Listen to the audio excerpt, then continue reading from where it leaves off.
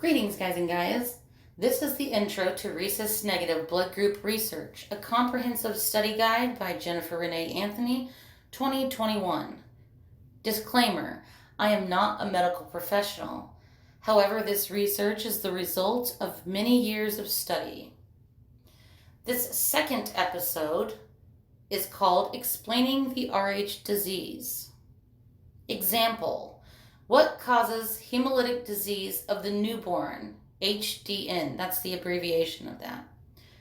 According to medlineplus.gov Medical Encyclopedia, HDN, hemolytic disease of the newborn, occurs when the immune system of the mother sees a baby's RBCs, red blood cells, as foreign.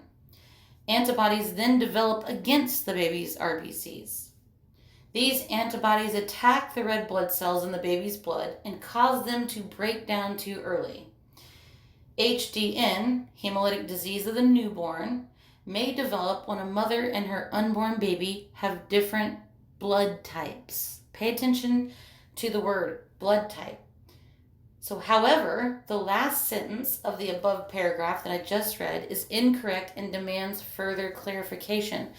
The correct way is to say, hemolytic disease of the newborn, HDN, may develop when a mother and her unborn baby have different RH factors. Remember, RH factor is not the same thing as blood type alleles. The RH factor antibodies created by the RH negative mother are not attacking the baby's blood type allele. They are attacking the RHD antigen on the surface of the baby's red blood cells. If, in fact, the baby has inherited the RHD antigen, especially since most fathers are likely to be RHD positive regardless of whether the mother is or not. The prevalence of the RHD antigen is increasing, spreading, while those absent RH negs of the antigen are declining. And we'll talk about that again in the section on inheritance and prevalence in another episode. What is the most common cause of hemolytic disease of the newborn? HDN happens most often when an Rh negative mother has a baby with an Rh positive father, as I just mentioned. If the baby's Rh factor is positive, like their father's, this can be an issue if the baby's red blood cells cross to the Rh negative mother. This often happens at birth when the placenta breaks away.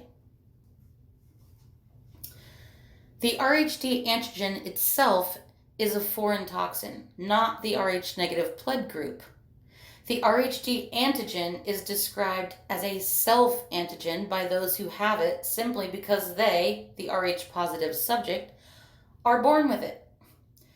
It is also called this because inheriting the antigen means being unable to create the Rh factor antibodies needed to eliminate the RHD antigen from the surface of the red blood cells. As you will learn later, the RHD antigen acts as an adhesive receptor, allowing the pathogen to bind to the outside of the red blood cells and cause a self-immunodeficiency, thus facilitating the spread of the antigen until it encounters an Rh negative subject with the Rh factor antibodies, in which it causes an immune response. Again, simplified version of all that is the Rh positives are born with the RHD antigen, Rh negatives are not. Special request. It is extremely important to remember not to perpetuate the conspiracy theory that Rh negatives are not from this world or are just visitors. There is nothing alien or foreign about the Rh negative, nor the antibodies we create against the RHD antigen. That is a reversal of the actual truth. See the Rhesus resistance eradicating the RHD antigen episode.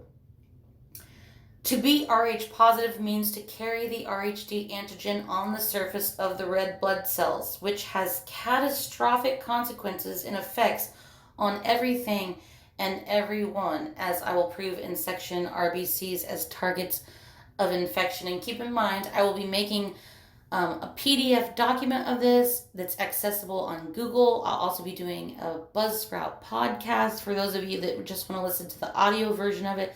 And I will also be making videos on YouTube so that you can see the visual evidence of all this that I've done within the document. Thanks for listening.